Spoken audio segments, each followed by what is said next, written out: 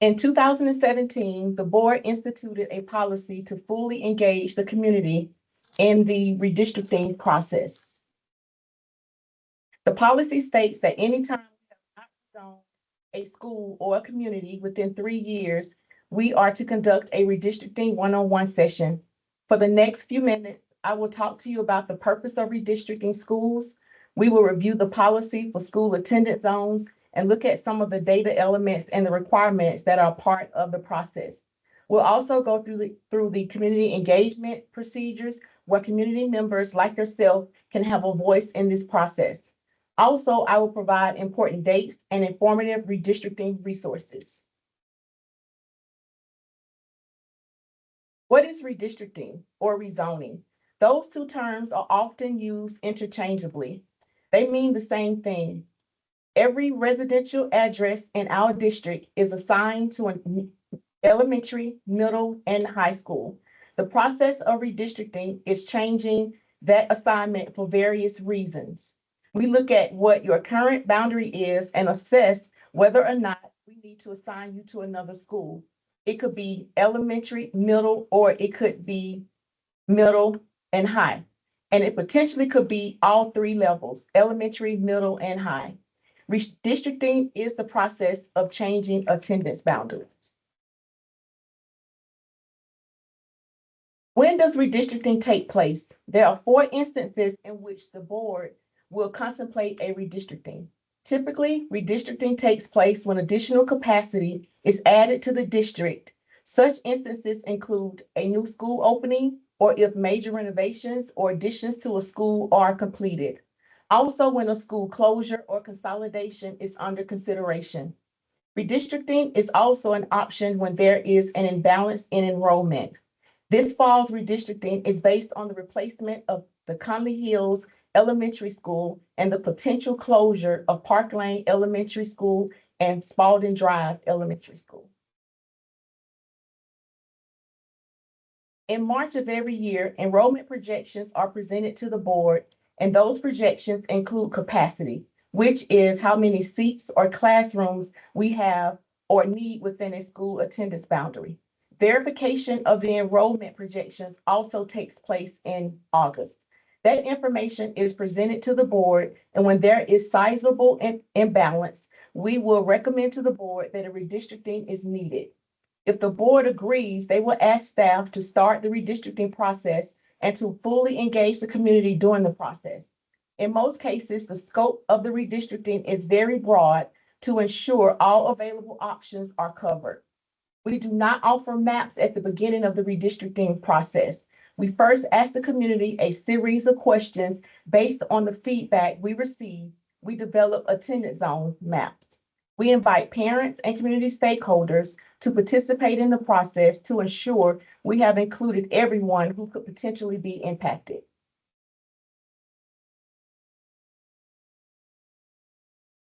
The school attendance zones policy was passed in September of 2000.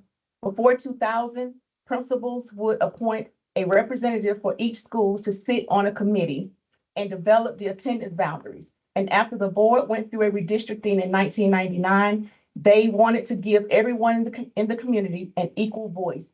As a result, they established the procedures for revising school attendance zones to include how we would consider attendance boundary changes, the primary and secondary criteria, and procedures that would allow the community to be a part of the process.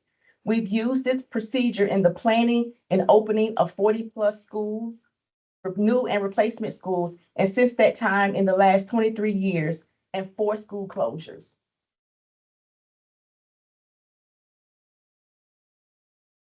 Primary criteria have been identified as geographical proximity, the distance traveled using available transportation routes, projected enrollment, the number of students assigned to a school, including future projected enrollment, and capacity of the building, the number of students who can be accommodated at the school, taking into account the number of classrooms and rooms needed. Please keep in mind that students are not always assigned to their closest school, and all 3 criteria must be considered. Secondary criteria are used when primary criteria offer more than one option. These factors include considerations for traffic patterns, available routes to and from school, and how frequently neighborhoods have been rezoned. Typically, we try not to move a community more than once in 3 years. We want to ensure that students are not shifted multiple times in their tenure in a school. We also consider school feeder alignment with the intent to keep as many students together as possible as they transition from grade levels, as well as balancing special programs such as TAG, ESOL, and special needs.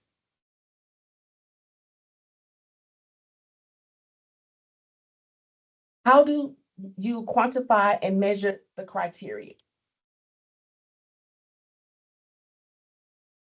We use a tool called Geographic Information Systems, short acronym GIS, to quantify and measure the criteria that we use.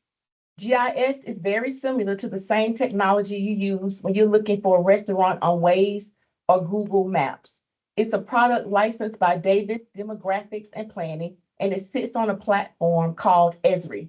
Esri is like a Microsoft of GIS. An example of GIS you may be familiar with is a map produced by the Centers of Disease Control showing any type of health-related information, such as a concentration of COVID-19 cases. It's a way of visually displaying data.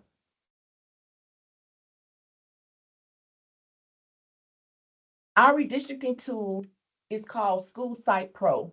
It's a GIS-based tool that allows mapping and data analysis for school planning.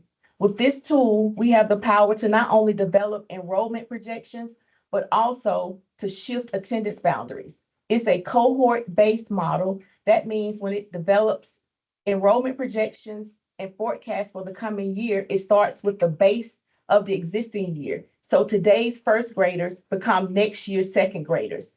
It progresses the student through, and then it explicitly considers other factors that may impact the population, such as new residential development, private school enrollment, and any type of attrition or change that a student may see are included in our student mobility rates. Birth rates, which is data we collect from the state, allow us to predict what our kindergarten population should be in future years. Geographic proximity is based on neighborhood groupings. So the picture that you're seeing is a demonstration of what we call study areas. Study areas are a neighborhood grouping of communities that are used to create attendance boundaries. There are hundreds of data elements that are included, such as the student forecast, what residential development is there, mobility factors, and birth rates for each study area. We're able to calculate existing and future student populations using all those data elements that I previously mentioned. When we begin the process of determining geographic proximity, we find the geographic center of every single study area, and we determine the street network, distance to your first, second, and third closest school and route. We assign that study area in elementary, middle, and high school for all three variations. As you can see, the lines are indications of what a route would look like for each unique study area to a school site. We map or geocode every single student in the district to their residential address. We also have a way to capture every student. As an example, if your student is on a hardship or a magnet student, they are attending a program based on an IEP, we have a way to matriculate and calculate the student based on where the student attends school, not where the student lives. It's important for us to know where the student may show up in the future based on where the student attends school versus their residence. As I mentioned, within the study area, we have our student population geocoded down to their residential address. Our forecasting methodology starts with existing student data and is focused on how many students we have today and how many students we will have in the future. We begin with our geocode and we take into consideration other things such as pre-K classes and out-of-zone students. Those are our hardship and magnet students. We want to include those students in our forecast as well as our charter schools. Some of our charter schools begin at kindergarten and they sunset at eighth grade. We want to ensure that we calculate whether those students will return to our high schools. Our mobility factors include the variation of those students coming in and out of the district. We also have residential development. We work with all of our municipal planning agencies to track residential development from rezoning through construction. We utilize a third-party vendor to provide sales data, so we're able to look at not just where homes are built, but also where they're being sold. Also, we're able to look at quarterly closings and determine where future students will come from. Geocoded students determine how many elementary, middle, and high school students are generated from new or existing developments to predict future developments. We also look at historical data, things such as our regional data model. It tells us by grade what our mobility and attrition across the district is for each region. The preliminary forecast determines how many students we anticipate, not just for the next school year, but for 5 to 7 years in the future. It includes such factors as birth factors, which help us predict our kindergarten population, mobility, the in and out migration of students entering the district from private school, and compulsory age of attendance, and students who enter Fulton County at sixth grade, where that age rule is no longer applicable.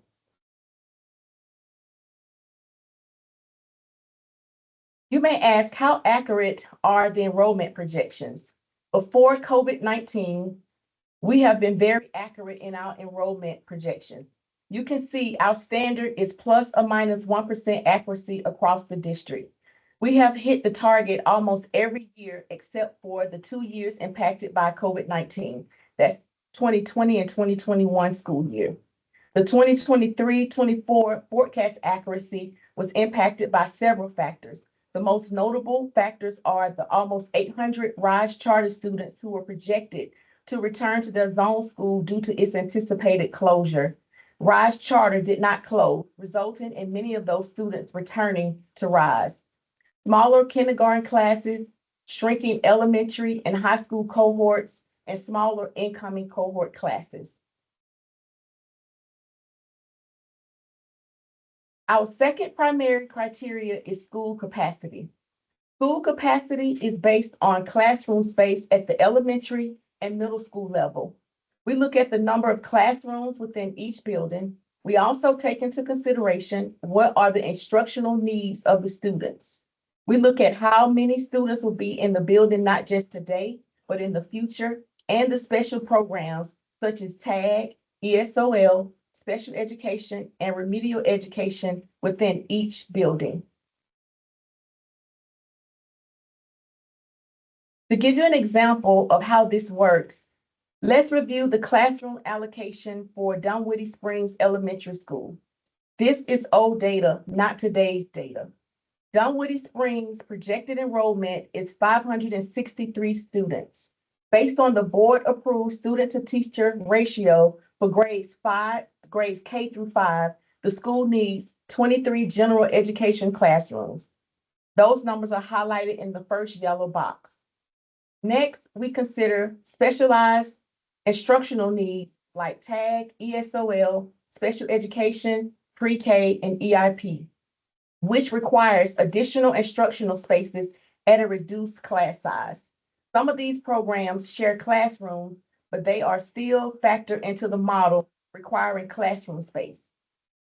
For this particular example, Dunwoody Springs would need 19 instructional program classrooms, which is highlighted in the second box, yellow box. Finally, we allocate each elementary school 8 constants, which are spaces like your art labs, music classrooms, computer science, and a teacher planning area. When we add the 23 general education classrooms, the 19 instructional program classes, and the 8 constants, Dunwoody Springs needs a total of 50 classrooms for 563 students. The building has 55 classrooms available, which means they have 5 empty spaces. Using state capacity, however, this school would appear to have 287 available seats.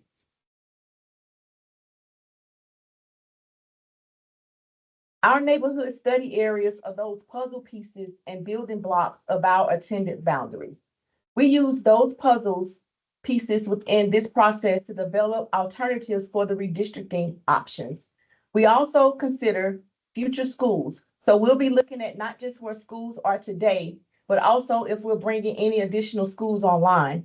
As I mentioned previously, how many times a neighborhood has been rezoned is a consideration. So if a new school is coming, we want to take that into account so we're not shifting communities multiple times. Then we gather feedback on our secondary criteria, attendance boundaries, alternatives, and draft plans. This is the process the community will be a part of as we go forward in this fall's closure, consolidation, and redistricting process.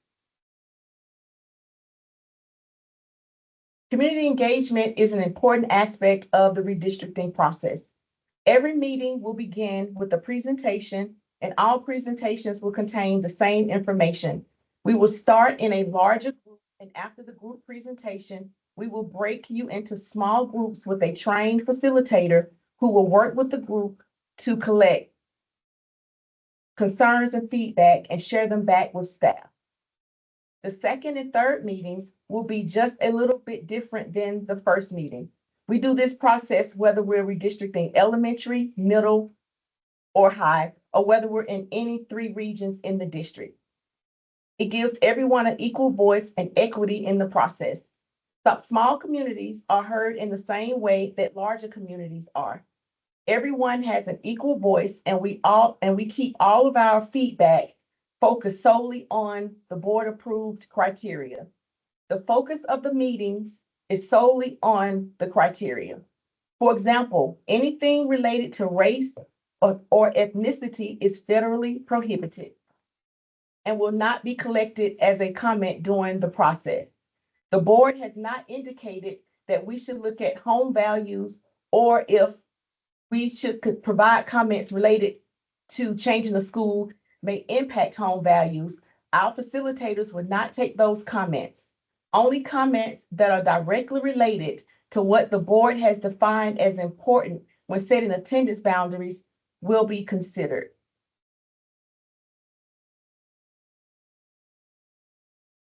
Our facilitators are normally the district's assistant principals, counselors, and social workers who are objective participants. They have no vested interest in the process, and they are only there to gather your feedback. They will only consider input related to the criteria. We are committed to receiving and considering all appropriate feedback during this process. Keep in mind that one community may have a pro, another community may have a con. So we must balance multiple perspectives and take that into account based on the criteria that the board has defined as important. When you're in a small group discussion, we ask that you respect other opinions that differ from yours and allow others to speak and share their feedback.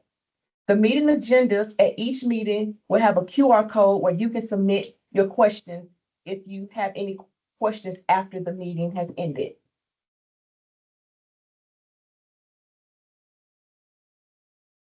Study area maps only will be presented at the first meeting. There are no redistricting options presented at this meeting. After the general presentation, we break into small groups and the discussion will be based on the criteria. If you cannot attend the in-person meetings, we have provided an opportunity for you to be engaged in the process. Parents will be able to go to the district's website and answer the same questions, and their feedback will be considered in the process.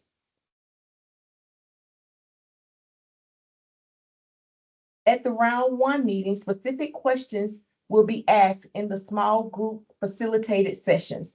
The first question provides an opportunity for you to express your concerns and give feedback about the potential school closures, followed by the second closure question, which asks what is an ideal use of the facility or property would be if the school closed. In terms of factors such as natural geographic barriers, homeowners associations, shared amenities, common areas, youth teams, or events, what neighborhoods should remain together and why? The why is very important. You can't just say neighborhoods and the neighborhood, my neighborhood and the neighborhood next door belongs together. We're looking for the why. The why would be we share a collaborative Boy Scout group or we share a swim and tennis court. We would need to know what connects you to that other community. Traffic concerns. What type of concerns do you have that may impact the safe and timely transportation of students to and from schools, such as left, right turns, railroad crossings, and the availability of communities, the availability of communities to walk to school are all important factors. Share that information during the discussions. The final question, are there any residential development trends or redevelopment in an area that may impact future school enrollment? We work very closely with our municipal partners, but you live within the community and you may hear about an apartment complex or a new single-family subdivision that is under construction. We check apartment data in the region as well. We want to know what you know about your area that may impact school enrollment. After we gather your feedback in round one, we will analyze the comments and online feedback, and we will develop plans for round two. There is a redistricting administrative committee, which is comprised of operations leaders, transportation, academics, ESOL, special education staff, and zone superintendents who work collaboratively to develop the maps and the plans using all the criteria and feedback that is received. Community feedback can be received at the in-person and online meetings, but there is a difference. All comments are considered in the process. The comments at the community meetings are collected by trained facilitators. We will only take appropriate feedback that has been vetted and are related to the criteria. Those comments will be published on our redistricting website. We also geocode and analyze the comments and provide them to the board. While we hope parents and community members' online comments are directly related to the criteria, however, sometimes they are not. We will not screen or filter those comments, and they will not be published. We will geocode and analyze the comments. Often, online comments are duplicates, form letters, and emails, and will count as one.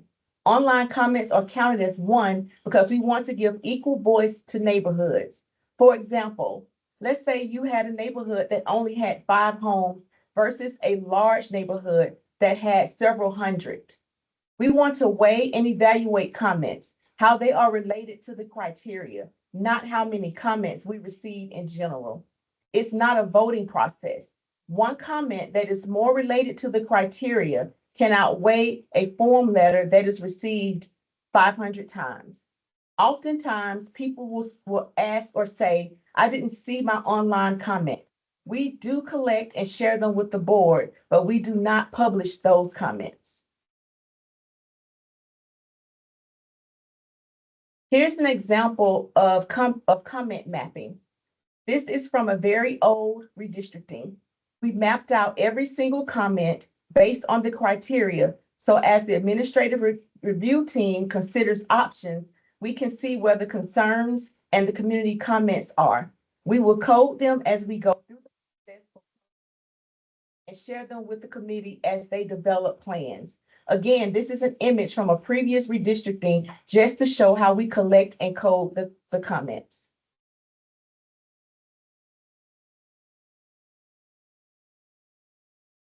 After round one, we will come back to the community in round two. This is when the maps are unveiled. We will present 3 alternative maps, data tables, and feeder patterns. We will then break you into small groups to ask, what do you like and do not like about the maps based on the board approved criteria? Again, we will have an online form that will start on the day of the meeting and it will conclude at midnight, 3 days after the meeting.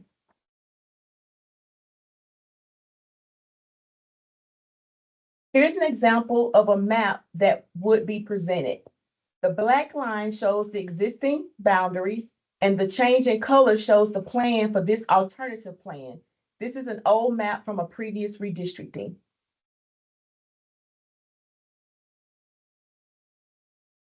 This is an example of a data table. We will provide all the information based on the current attendance boundaries to include state capacity, enrollment counts, and classroom needs. Remember the demonstration of classroom space on the previous slide. Negative means a school is undercrowded, and a positive means a school is overcrowded. We then provide a table that will show Plan A based on the changes that coincide with the map and what the data now looks like. All of the data elements will be provided as a part of the 2 rounds of redistricting where maps will be presented. We will provide the current year and 3 years of enrollment projections. Keep in mind, we look at existing students as well as future students and how these changes will impact communities and schools moving forward for the next 3 years.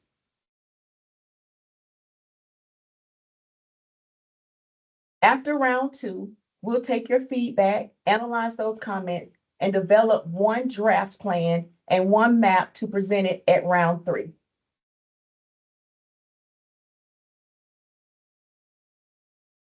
After in round 3, we will provide one map, data tables, and feeder patterns.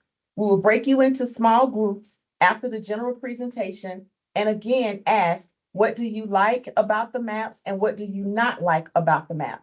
You will provide feedback again based on the board approved criteria. Like the previous meetings, an online form will be available for those who cannot be a part of the in-person meetings.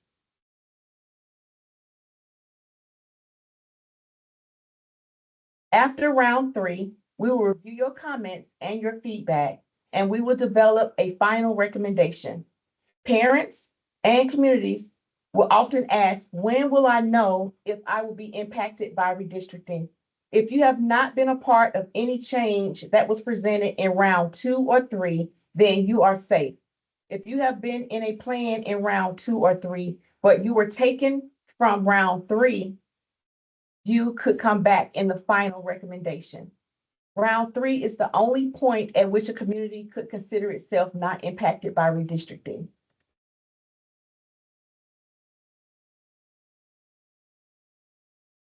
We will present the final recommendation to the board on January 14th of 2025. I have not mentioned the Board of Education prior to this point because they have charged staff with engaging the community and developing the redistricting plan. The board will not be engaged in the process until the final recommendation is presented at the board meeting in January. At that point, the board will receive community comments and feedback. Final action by the board will take place on February the 20th, 2025. Any approved attendance zone changes will go into effect in August of 2025. Students and families impacted by redistricting will be notified by late March of 2025. We also have a part of policy, a grandfathering clause. In the 2025 school year, if an elementary school student will be going to their highest grade, which is the 5th grade, the student has the option to remain at their current school. However, the parent must provide transportation. Grandfathered students, transportation is not provided.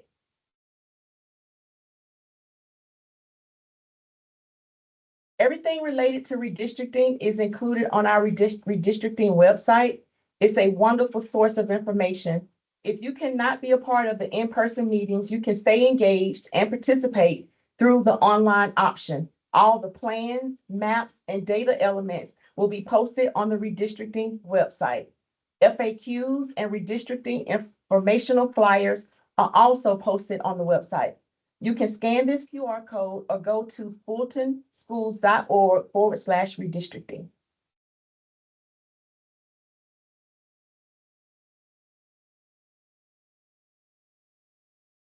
Community forums are set for October, November, and December to explain the rationale and involve stakeholders and drawing potential new attendance zones, as well as adjusting the attendance boundaries of neighboring schools to balance enrollment. We value your feedback and encourage you to attend the forums. Remember, if you cannot attend the in-person meetings, you can provide feedback through our online option.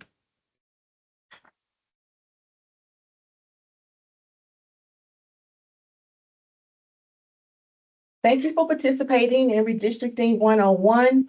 That concludes my presentation. If you need any translation of this presentation, here's a resource to get this presentation translated. Again, thank you for your attention and thank you for joining us this evening. Thank you, Mrs. Peaks. We appreciate that information. And I know we have many folks who are wanting to ask questions. So let me give a little guideline for that. If you would please raise your hand through the chat rather than just speaking out. This way it'll give an opportunity for us to call on you in order and allow everyone an opportunity to be part of that. And we do ask that you restrict your questions to just one at a time, hopefully, so we can get to as many people as possible. So with that, I would like to open the floor, and it looks like Ms. Newbold may have been the first person to raise her hand. Or maybe not. Yes, Ms. Newbold. I'm sorry, that was a mistake. Oh, okay then. Certainly there is a lot of information to digest. Okay, looks like Ms. Murchison, would you like to speak?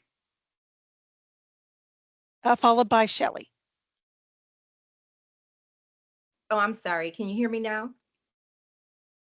Yes, we can hear you. Okay. Listen, I want to apologize because this is the first meeting that I've attended and gathered information. So in listening to the presentation, is this a definite that these two schools are closing? And I was confused. And the reason for me asking the question is because from the presentation, it sounded like it's an information gathering stage. So is this already decided, and or are you having meetings to decide? Ms. Murchison, if you wouldn't mind me just asking for clarification, are you asking as a community representative or as a member of the press? As a member of the press. Okay, thank you. I apologize for not clarifying. Okay, I do know your name. Hello again. Hi. So did that make sense, that question? Yes. I do believe it does. Yes, please. Yes. Thank you for your question. So no decisions have been made. This Redistricting 101 is more of an informational sessions to provide information to parents and community stakeholders on the process for redistricting, to provide information on the process for the upcoming community meetings that will be held in October, November, and December.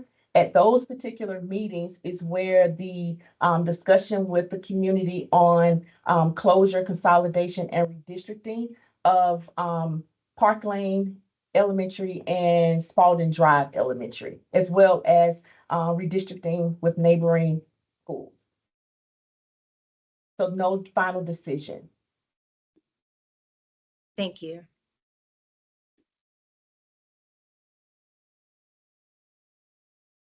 I believe our next question is coming from Shelley, followed by Nora Robb.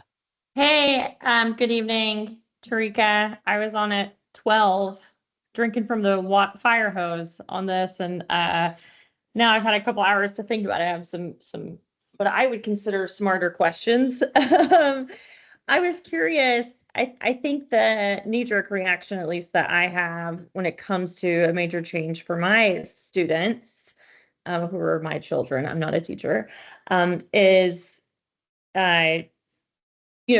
changes like can be scary, right? But if this effort, assuming you guys move forward with shutting down these two elementary schools, if that is actually saving money, and then that money is getting deployed elsewhere into Fulton County Schools to improve this or that, right? So it's less about, losing something, right? And more about gaining something, if that makes sense. Like, do you guys have clarity into, hey, if we decide to move forward and shut down these two elementary schools, that frees up X number of dollars, which then we can redeploy into these other programs? No, can you answer that question? Do you mind answering that question? Yeah. Sorry. Thank you, Shelley. That was a great question. I think your perspective of gaining something versus losing something is spot on.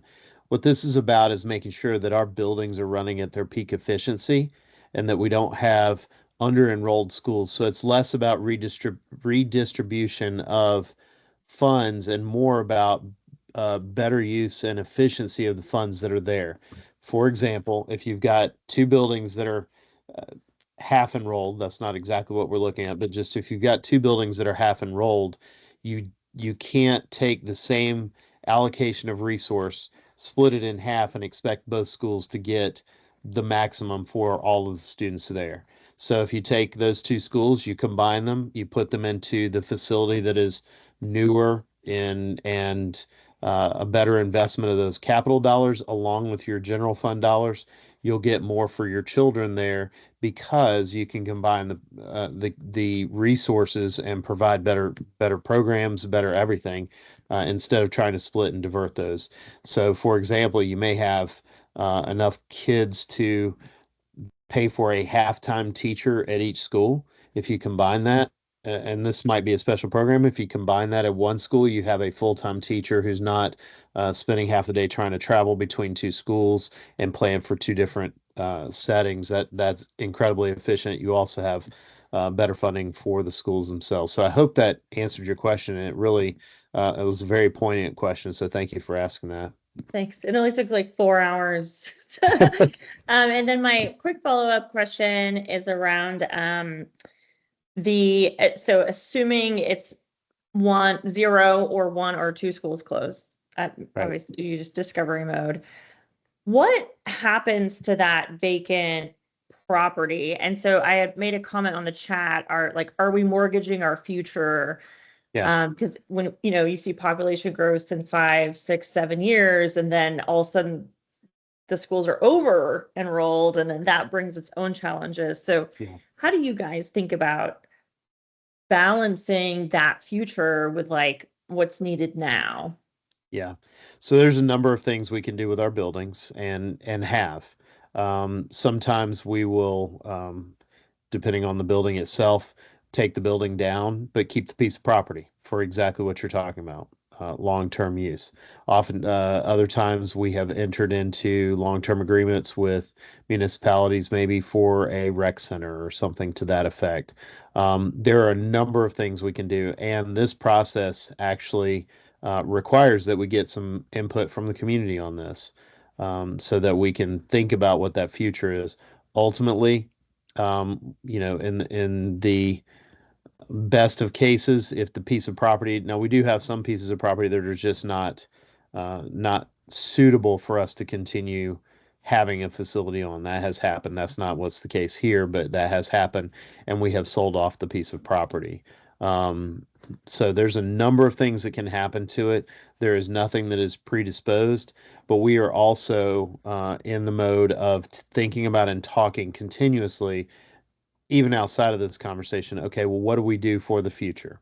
What does it look like in this area? Are there places where we may need to purchase land or something just to have that if and when enrollments rise? Because as you point out, this is an ebb and flow. It's not a constant. So thank you for that question as well. They're both great questions. Right. Thank you both. Yes, absolutely. And Tarika, you're doing a great job. This is a hard, these are tough meetings. The one this morning was pretty tough. So This you're is doing hard great. work, but we've got great communities around You're us. doing And we awesome. appreciate you guys. Yes, absolutely.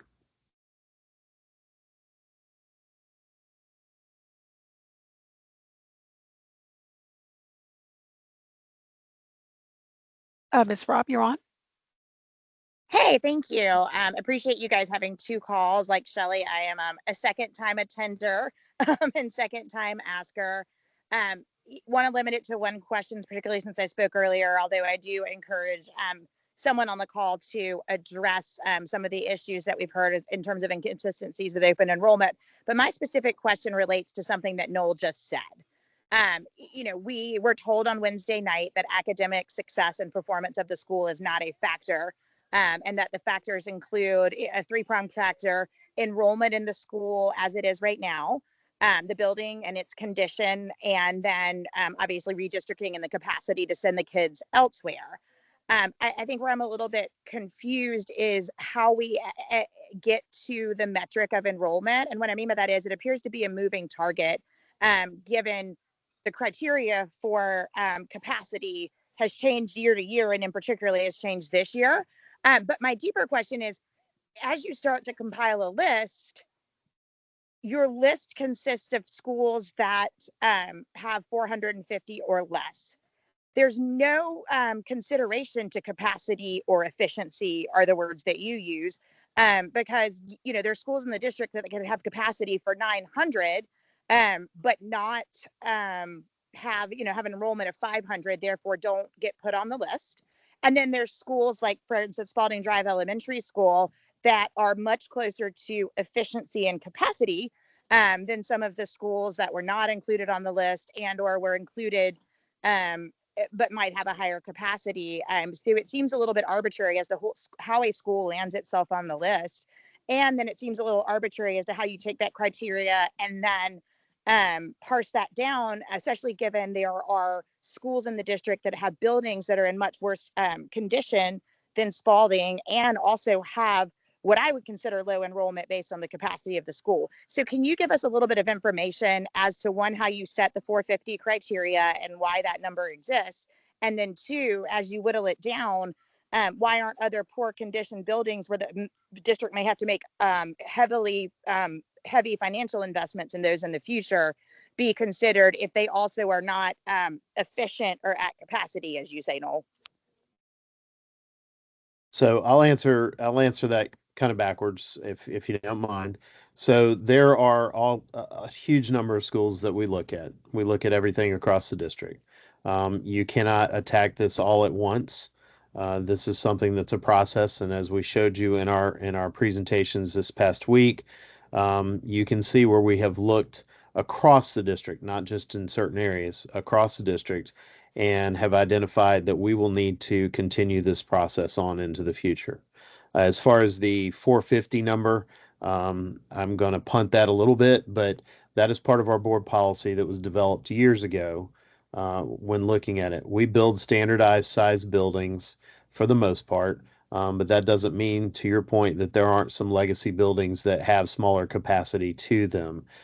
There is a lot more that goes into it than just a arbitrary thought. You have to look at the enrollment in the region. You have to look at the enrollment across the board, where your efficiencies are and where they're not. And we make some recommendations based on that. Again, nothing's a final decision at this point. We're gathering some input, and hopefully that helps answer your question, but it's not just an arbitrary look. It is a across the board combination of a number of things that go into it, and we follow those parameters that the board has set out in policy. So I wanted to add, if I can, to one thing that Ms. Robb mentioned. So the calculation for space this year changed for open enrollment. It did not change for this process. So for redistricting, we will still use the exact same calculation to determine classroom space based on projections. And the reason it changes is because it's based on the instructional needs of the students. So as students exit and new students enter, those needs for those students are unique to the children. So there may be more students who need remediation next year than needed remediation this year. So the forecast is predicated on a general educational need.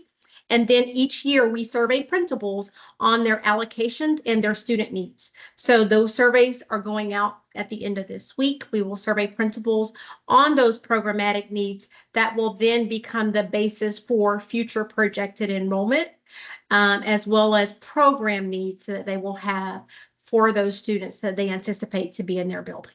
So just wanted to clarify that. Can I ask you just to provide some quick clarity on what you said, because I know we're all listening really quickly. Sure. And make sure I didn't misconstrue what you said. Yes. Did you note that you changed, so I heard you changed the criteria for school close, or I'm sorry, you didn't change the criteria for school closures, but then you changed your analysis of how you decide if a school should be closed based on open enrollment. Can you No, clarify no. that? Because I guess I heard you wrong, and I would like to get some clarity around that.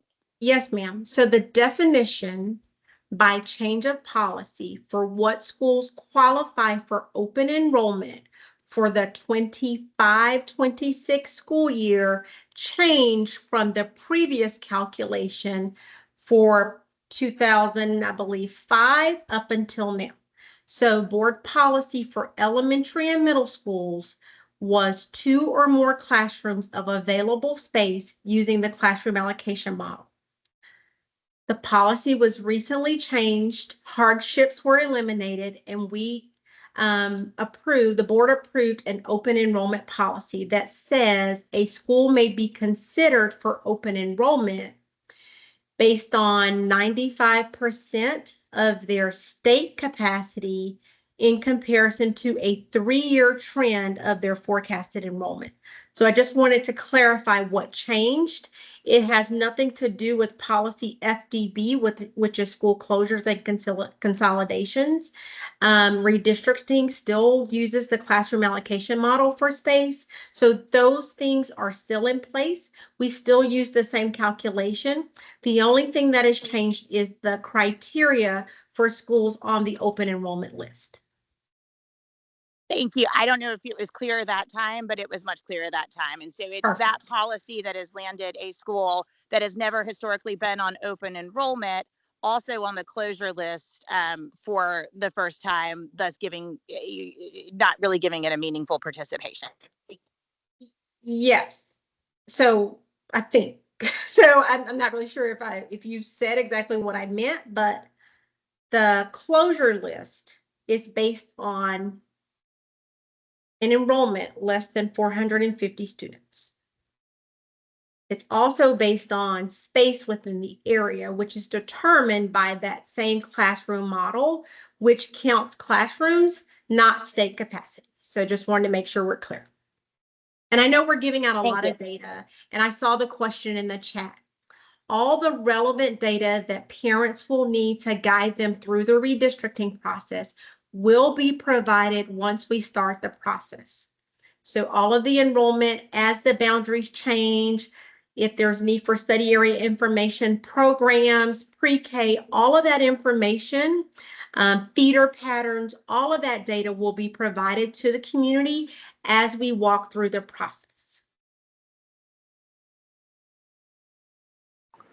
And thank you so much for providing that. I guess my first question starts with the last comment you made, because I think a lot of us have been struggling with where this data comes from. For us who have already been at meetings facing the closure, are you saying we don't have access to this data yet? No. So as we walk through the school redistricting closure consolidation process, we will start with new enrollment projections. So every year the forecast is updated. It's always based on the most recent enrollment data. That information will be provided to the community as we develop options. So in the first round, Ms. Peaks kind of walked you through this. We will ask a series of questions. The first month enrollment for the district is available. So that is status quo based on the current attendance boundaries. As we develop plans to adjust those boundaries, and keep in mind, we are looking at the option to close. So some of those options, those maps, will present data as if that is occurring and what the attendance boundary changes will look like.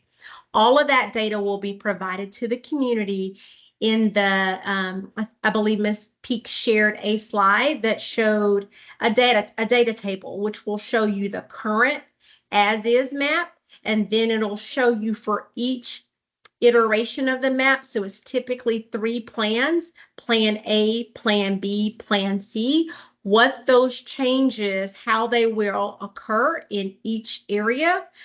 if that plan was the final recommendation or a recommendation that moves forward. So you will get all of the information relative to every school. Their current forecast, their current enrollment will be updated with projected enrollment for the 25 through the 28 school year. You will also get, as those maps change, the impact of those changes in a data table, a map, and a feeder pattern and descriptives as well. Has the projected data already been run and already been accounted for by the individuals who made the recommendation to close these two schools? Or is it data that they have not even considered yet, despite making this recommendation? So the data that was used to present the recommendation for a potential closure is based on previous years of enrollment projections. And I will state that those forecasts have been pretty accurate to the region level. As we look at East Point, College Park, Hapeville, and Sandy Springs, we've been tracking that enrollment since when I started in the district, since 1998. We have trends on that. We have trends on residential development. We have trends on in and out migration. We have a lot of data that we've been very careful to consider before we present that to the board for any type of recommendation. We will update that.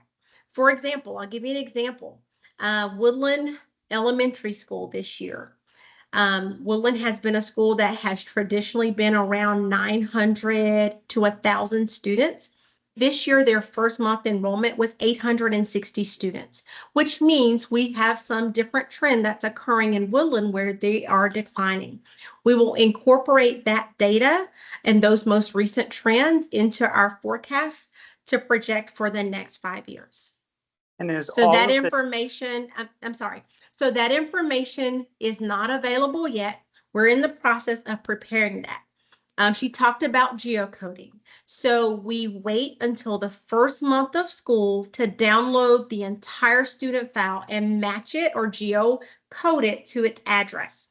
We then go through a series of calculations to cohort or move those students forward and apply various factors to that data. We go through various quality assurance checks. We check with our special programs department to ensure we have new programs in place, the number of students that should be attending those programs, to incorporate that most recent data into our projections. So that data will not be released at the first meeting because we're still in the process of refining those forecasts.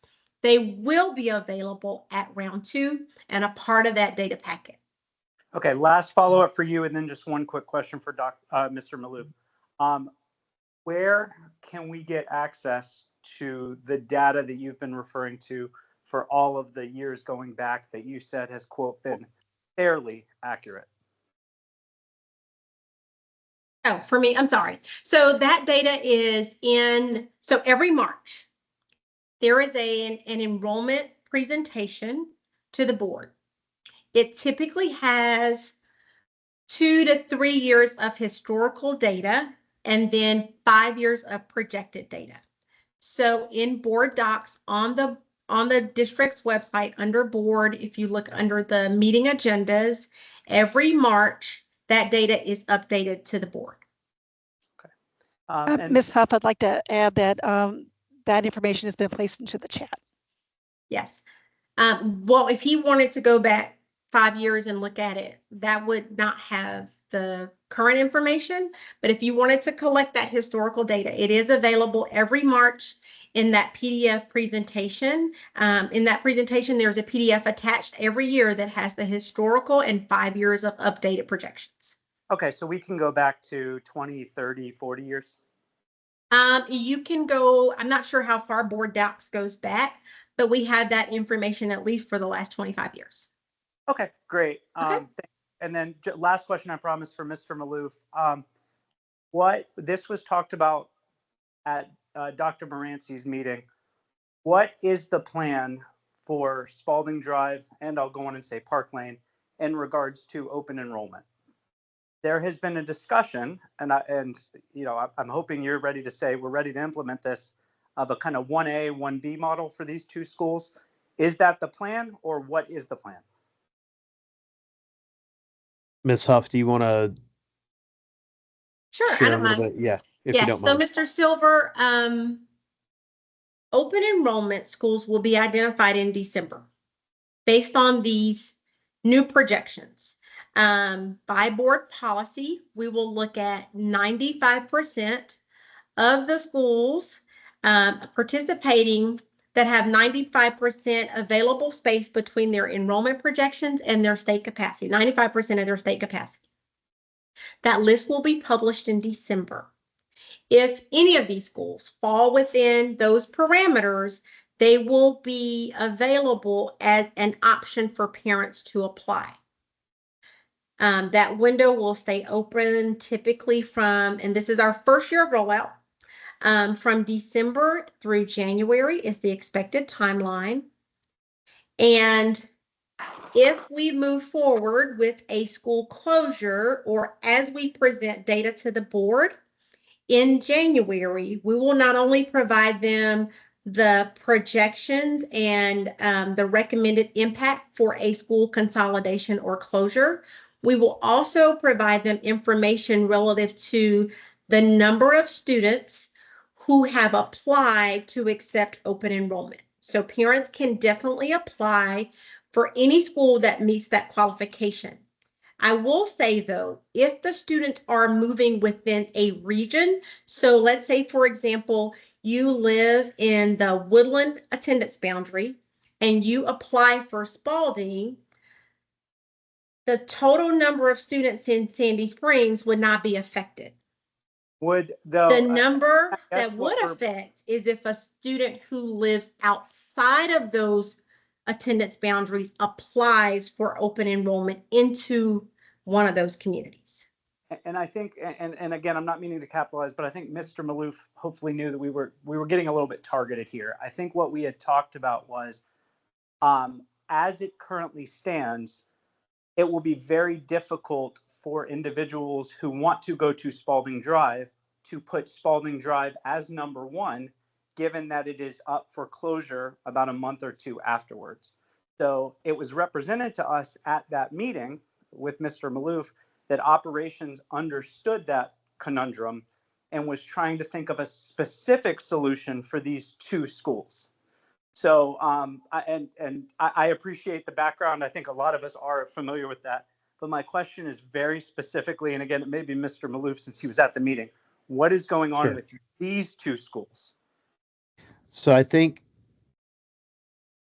a targeted solution or a specific solution that you're asking for, the real answer to it is, if you are interested in the school, there's no decision on whether this school is going to be closed or not. Of course. These are recommendations that we've made based on the look at the geographic planning region. There's going to be an intersection here of this. I think what I was trying to articulate is what Ms. Huff articulated very well, is that there are options in the open enrollment process for you to select. This is my first choice. This is my second choice.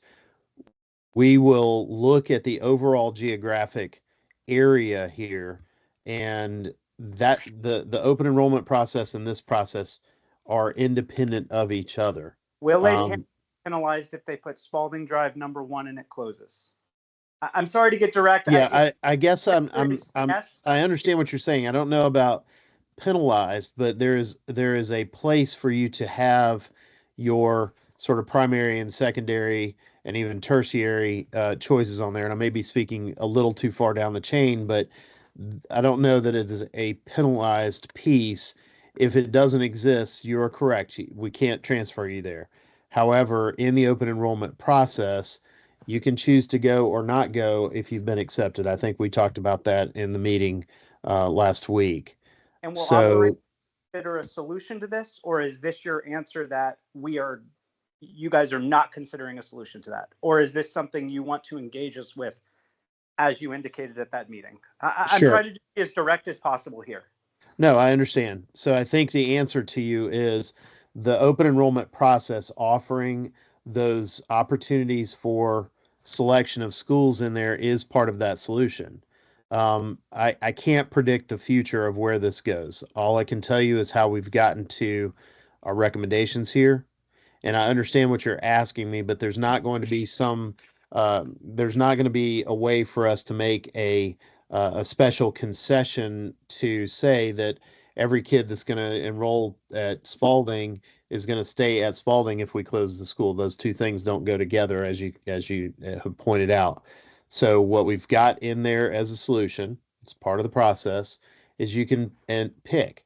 And if you are selected to go to a school that is closing, there's no reason why we would force you to go somewhere that's not going to be there. So you have options if you want to change those options. But I think the earlier conversation was in the context of, well, we'll just have a bunch of people open enroll to this school to change the enrollment, and that changes the outcome of the decision or the recommendations.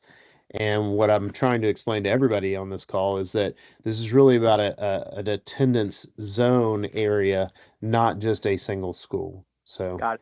yeah. I appreciate the answer. We'll reach out to you because I will just make clear that I don't think any of us were intending to mean that we could overwhelm the system and then force you guys to keep it open. I think it was instead just meant to not penalize families who want to do it. Again, that's not meant to be. Sure. I'm not going to monopolize this. We'll reach Yeah. out to operations because I'm hoping you guys will work with us, but I just wanted to clear that up. Thank you so much for taking our time. Yeah, no problem. Thank you. Looks like our next question is coming from, I think it's the Shawdies, followed by Stephen Guy.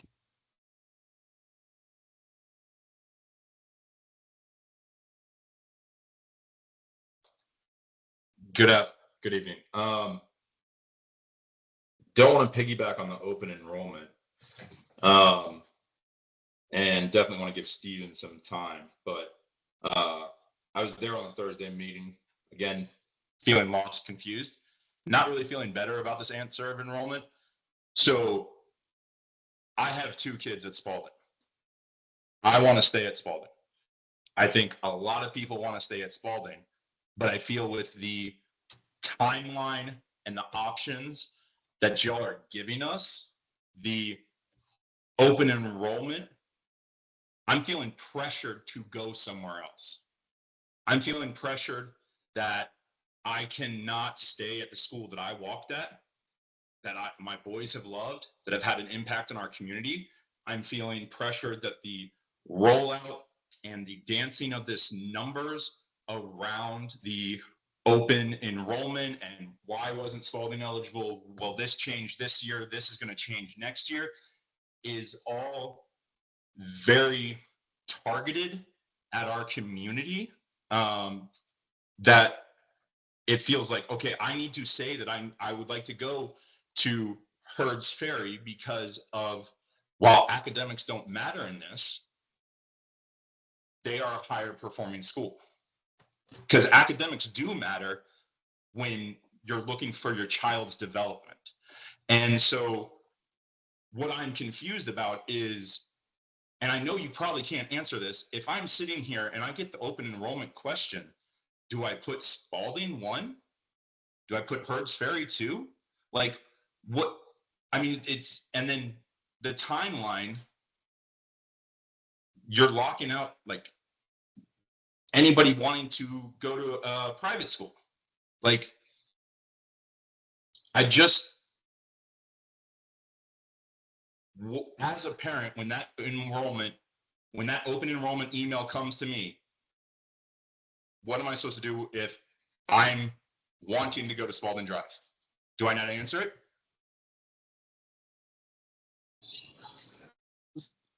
I'm going to answer it like, go ahead, Ingrid.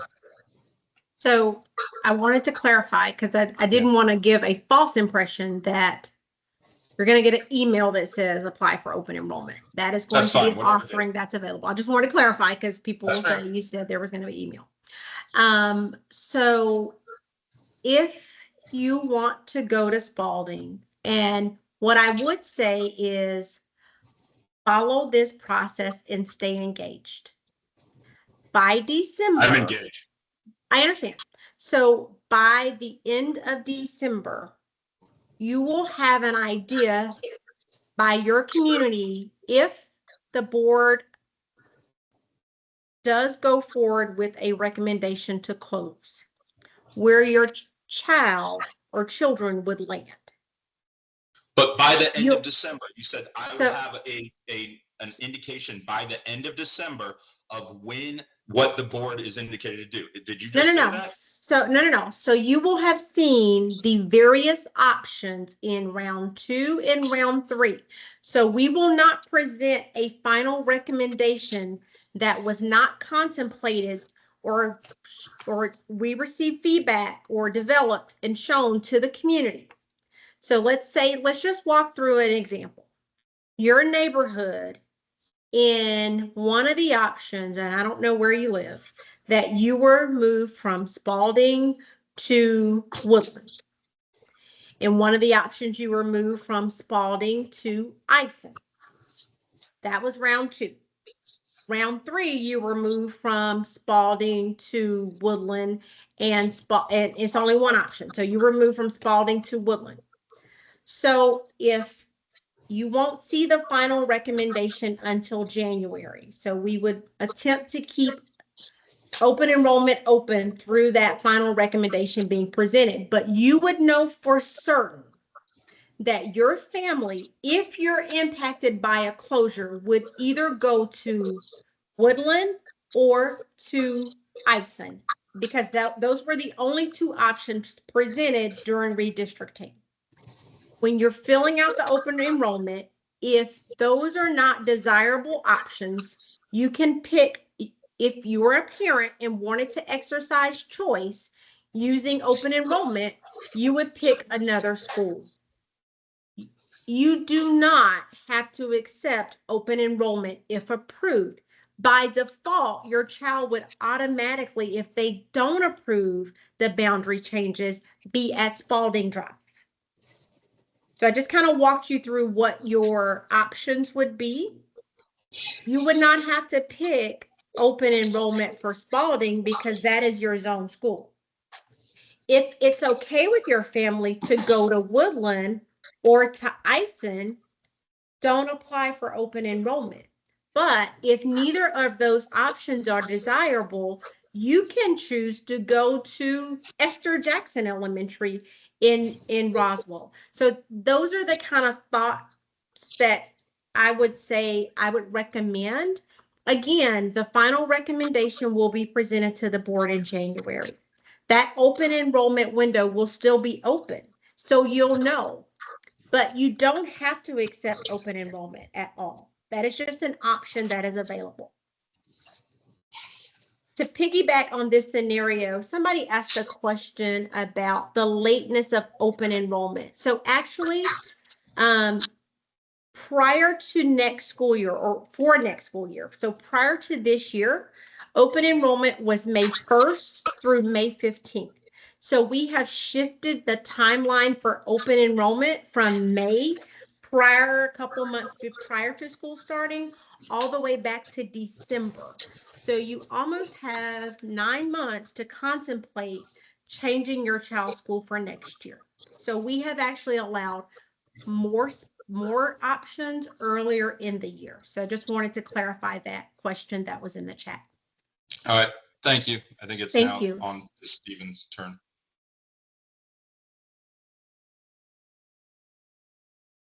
Hello. Hey, one question I have is, do you have any indication right now with the projections that you have for Spalding and Park Lane, how many schools do you see, like us being redistricted to? Like, would Spalding be redistricted to a single school? Do you have any, input so far, just to kind of give us an idea of, what do y'all see? The presentation, it would indicate, towards Ison. That's how I received, the multiple meetings we've seen. But can you talk to that just a little bit? That might give a little clarity to everybody. So, Mr. Guy, to be totally transparent, redistricting is a community-driven process based on criteria. We have not looked at what communities would be rezone to either school. We look by region to ensure, using that table that was in the consolidation presentation, that there are ample classrooms within the region to accommodate the students. So the community will give us feedback to talk about those things: neighborhood groupings, geographic proximity. We haven't even done the enrollment projections, because we'll have to do that same scenario for the schools that are receiving, ensuring they have the programs that they need. So that is not predetermined at all. The community will guide that process. I will say, for communities that are extremely proximate to a school, we feel from the county boundary inward. So, for example, if you live near Powers Ferry Road, where the central office building is, it's pretty much a foregone, a done deal that you're going to Hertz Ferry, just because there's no other school to more proximate against the Cobb County line that you could attend. So we'll feel from the river coming south for Sandy Springs, and from the city of Atlanta boundary going north for the southern part of the Sandy Springs area. The same for East Point, College Park, and Hapeville. We will start at Atlantic and fill inwards towards the school site.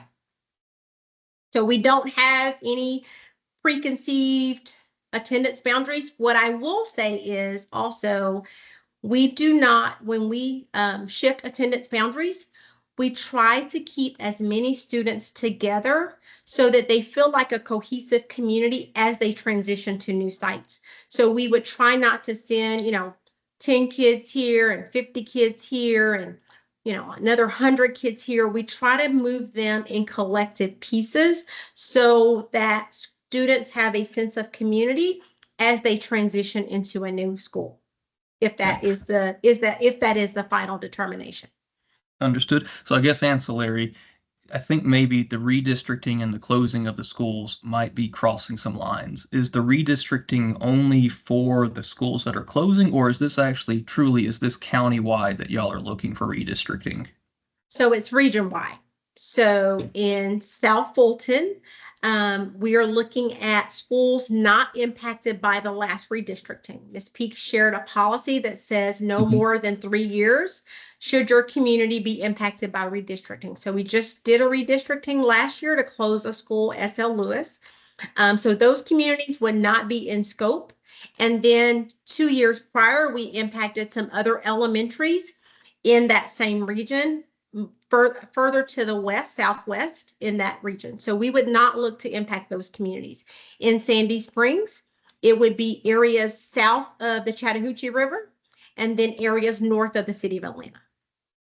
Understood. And I just have one follow-up from some of the other things that I've heard is, Ms. Huff, I think this is probably towards you. Were you saying that for schools, they have to be at 95% capacity or higher, I think for the Georgia DOE, to be eligible for open enrollment? Or I just want to make sure I didn't misunderstand that, because that could potentially, completely eliminate Spalding. I want to make sure I understand that point. No.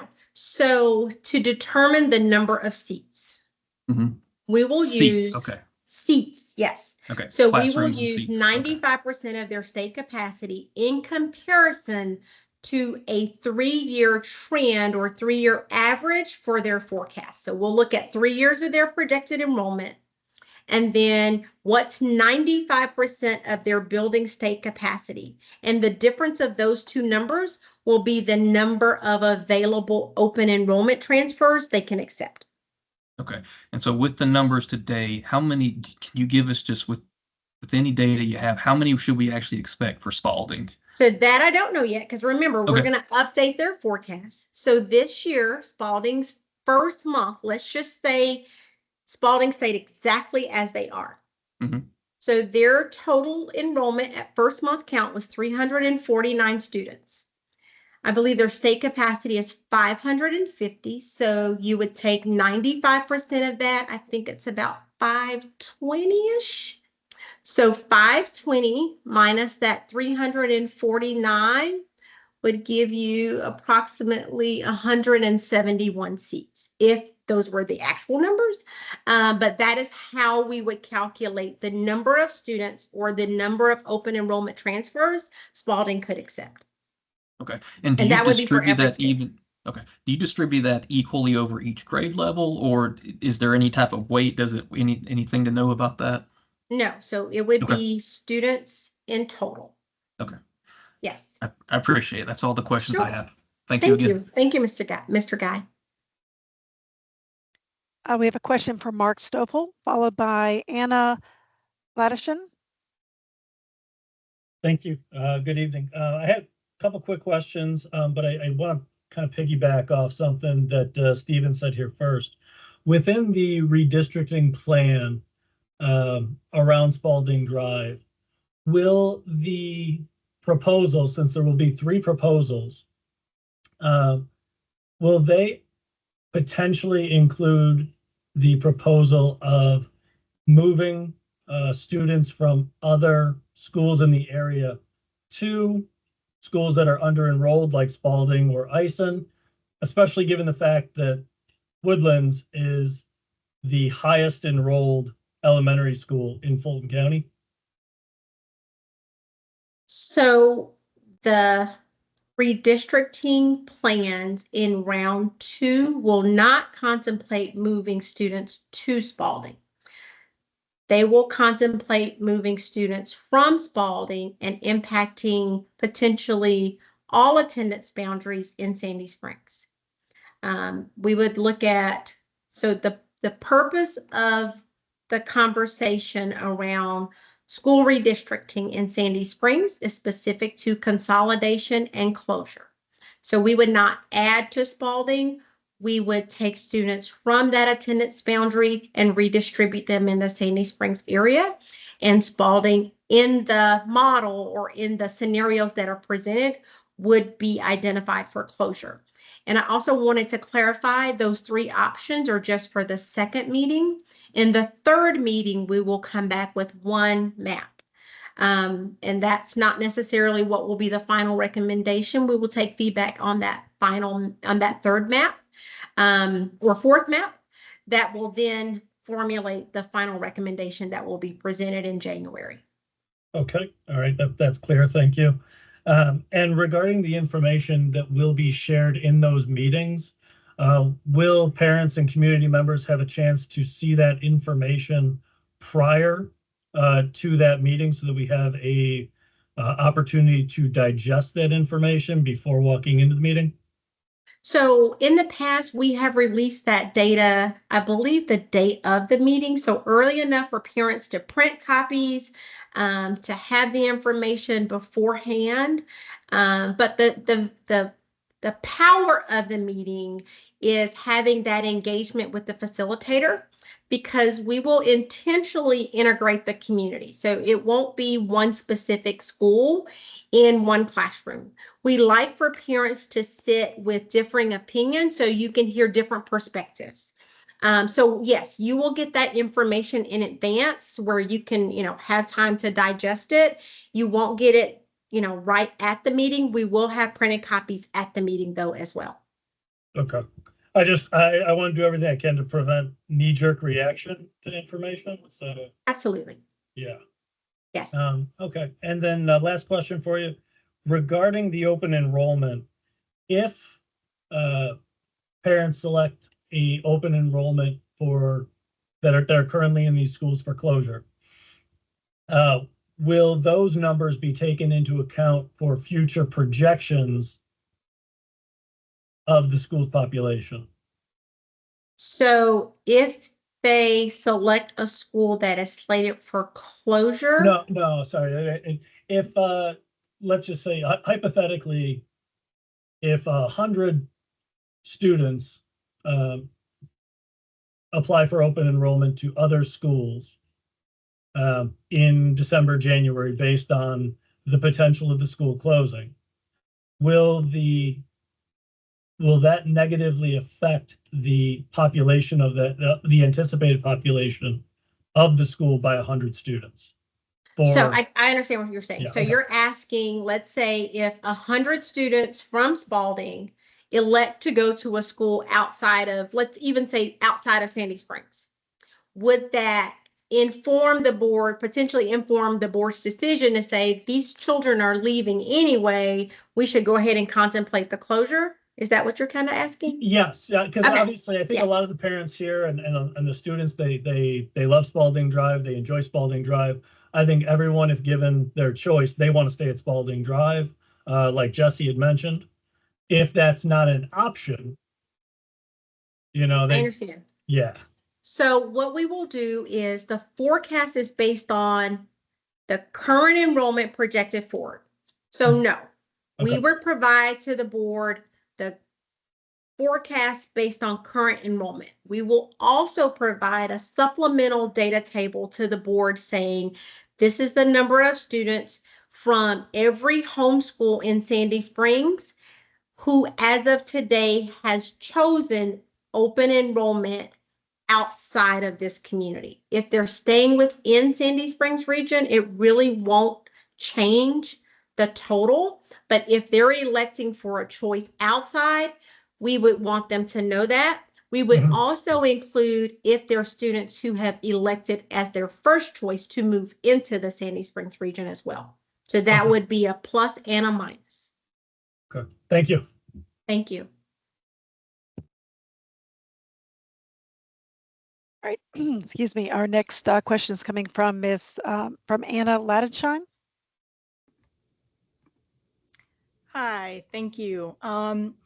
So I think my question is kind of playing off what I've heard from a lot of other parents in this session, as well as the sessions last week. I attended the meetings on Wednesday and Thursday, and I've still not heard an adequate answer to this question about the timeline for closure. If it is decided that the schools close, why are we making this decision right now for the 25-26 school year? I think I can speak for most of the parents that I've spoken to and say that we feel like that is not enough time to really make informed and adequate decisions for our children's education. Is there the possibility that these plans could include no closure for the following school year? Or is it just if we close a school, it will be happening next school year?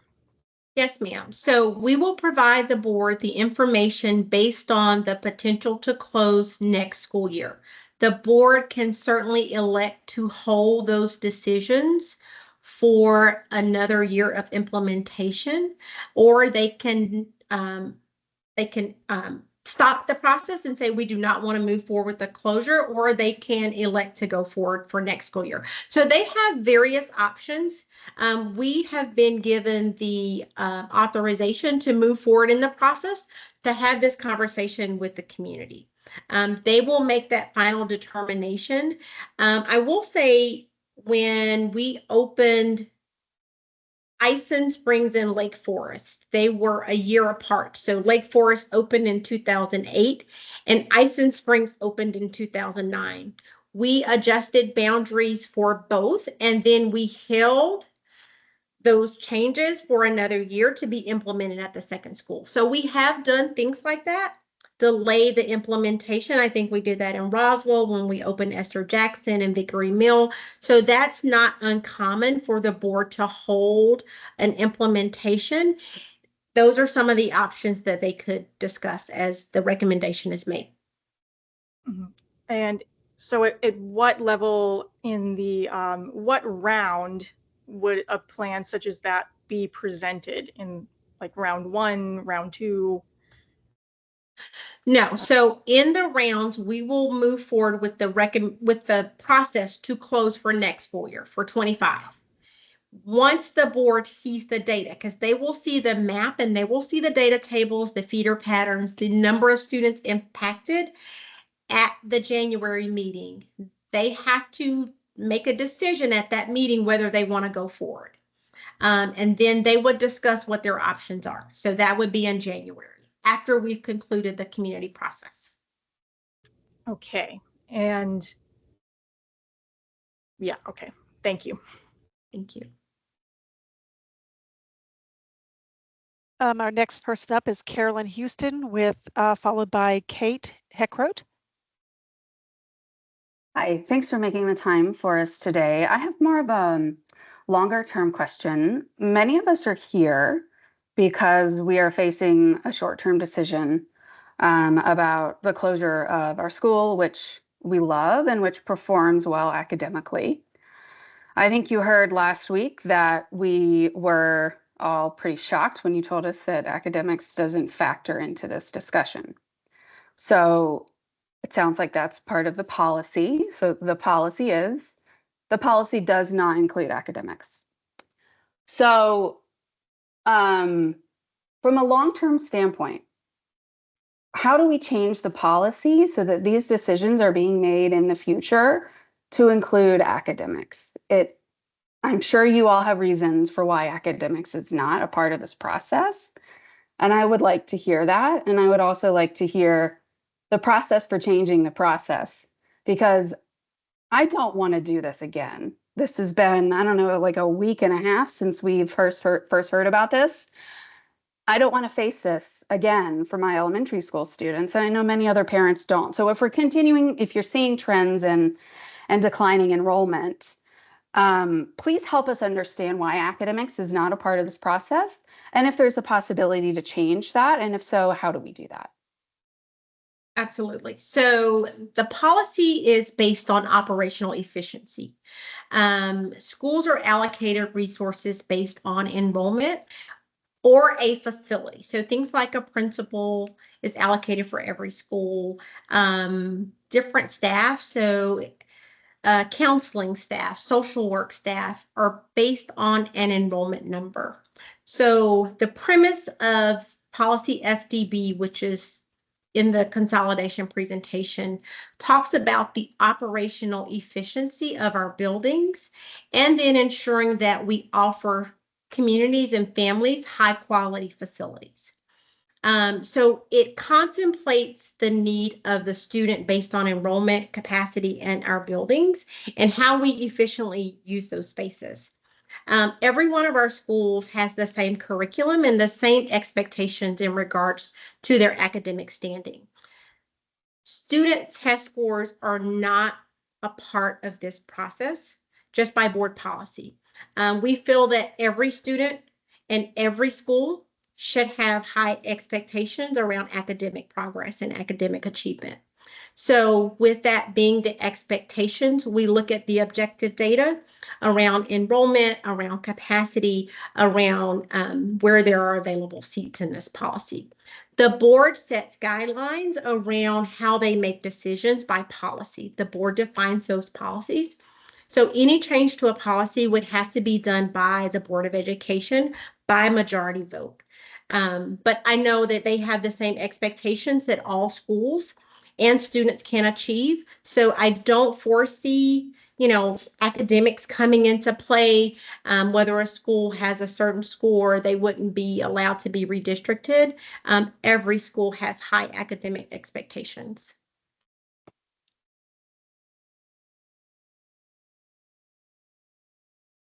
Our next, sorry, can I just say I appreciate that, but the expectations are not always reality, which you see in the test scores. And so we will see whatever the process is to reach out to board members to ask them to help us change this policy. But, even when I don't have children in the school system, as a resident of this county who's paying taxes, I want my Board of Education and the school system to consider academics when making important decisions like this. Because otherwise, and I'm being catastrophic here, but you'll just end up with a bunch of really nice buildings that are really full and the kids aren't getting a good education. So I respect that that's the policy, but and I'll reach out to my two members, but I just it blows my mind and many others that you don't consider academics as part of this. And again, I get it that it's the policy, but my kids are not numbers in the spreadsheet. And Ms. Houston, I shared this at the meeting today at noon. We went through a similar process this past fall, and understand that resources follow students. So many of the teachers who were in a school that actually closed followed their students and went to their new building. So it's not predetermined that if a school closes, and of course our HR team has processes to assign students, school teachers and principals and other support staff through their surplus process if a building closes. But in that scenario, those teachers followed their students for the most part. So I will just add that part. That's helpful. Thank you. We have two more questions in the crowd, and we are past our 7:30 end time. But if we could take these last two questions, then we can draw this to a close and follow up at the next community meeting. Miss, if I'm saying it correctly, Miss Heckroth, followed by Jeff Rosengarten. Hey, good evening. Thank you for your time. And yes, you actually said my last name properly, which is very rare. So thank you. So my question, number one, my primary goal is to keep our school open. But my household is a small percentage of Spalding Drive that does not feed into Sandy Springs Middle. So my children actually separate out at middle school into Ridgeview and Riverwood. And I currently have a fourth grader. So we're going into a big year next year, his final year of elementary school. I am just, I guess, a little bit more concerned because I worry that if our school closes, he's going to be placed into a different school. And then possibly after that year of being a new kid in a new school, mind you, he'll still have Spalding buddies, if that's how it works. Then he will be separated out into a different middle school. Will the middle school and high school that children are districted to go to be taken into consideration during the redistricting process? Yes, ma'am. So we do not anticipate making changes to middle and high school. I will say that I'll put one little caveat there. We do have a policy that talks about feeder patterns. If we create an elementary boundary, and it would not be our intent, because again, we are trying not to change middle or high schools, that does cause a very small split of an elementary going off to middle or high school by themselves. First, that would be a part of the process for us to show that to the community, to hear their druthers around that. But we would, if possible, make a tweak to middle and high school, or we may make some option or adjustment to that elementary recommendation.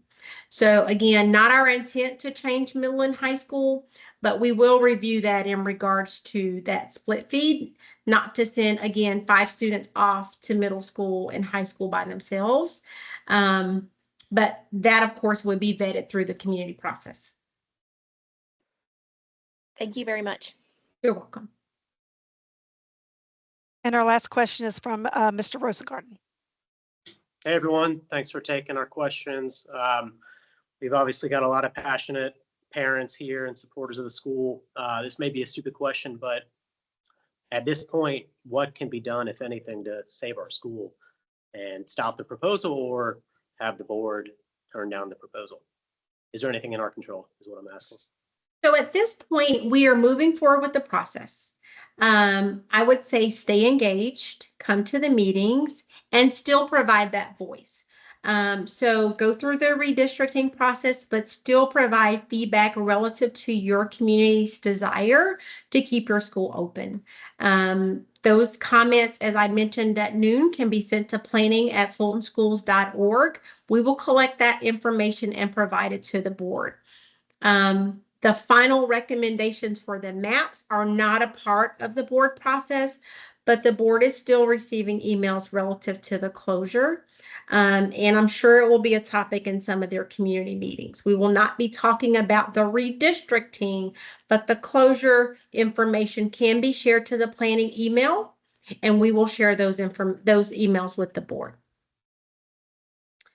The point at which the closure is contemplated will be January. So at that point, that would be a great place to advocate for or against the closure. If that is still, once we go through the process, if you're not happy with the recommendation, if you still have some concerns with that, that would be the point at which to engage the board again. Yeah, thank you. Thank you.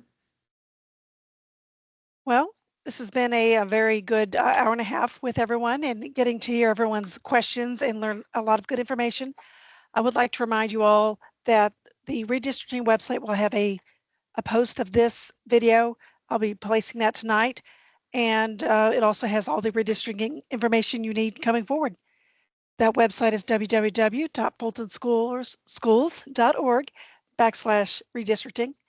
And with that, unless anyone else has any closing remarks, Mr. Maloof, Ms. Huff, Ms. Peaks, I will end this meeting for everyone. Thank you, Susan. We appreciate it. We appreciate everyone being here. And as Ms. Huff has already indicated, I would just say, please stay engaged. Your feedback is important to us, and we will see you at the next meeting. Thank you very much for attending tonight. Thank you. Have a good night, everyone. Good night.